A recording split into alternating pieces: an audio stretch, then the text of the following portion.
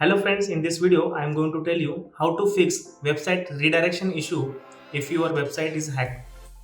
So, to solve this issue, you have to make sure that you have access to your cPanel or H panel. I am using Hostinger, so it is a H panel. For other hosting companies, it is a cPanel. So after logging to your Hostinger partner's website, you have to go to databases, and here you have to go to phpMyAdmin. So this panel varies from different hosting partner to hosting partner. For now I am using Hostinger, so you can just get that option under the database section. You have to click on phpMyAdmin. So these are the database that your website is using, and you just have to click on enter phpMyAdmin.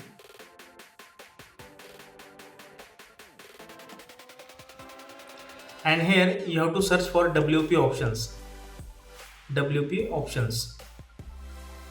Okay, so you will get this panel, and you have to make sure that this home section should be your default domain name. And if you don't see your domain name here, you have to just click on edit, and here you have to enter your domain name. So this will solve the problem. Thank you.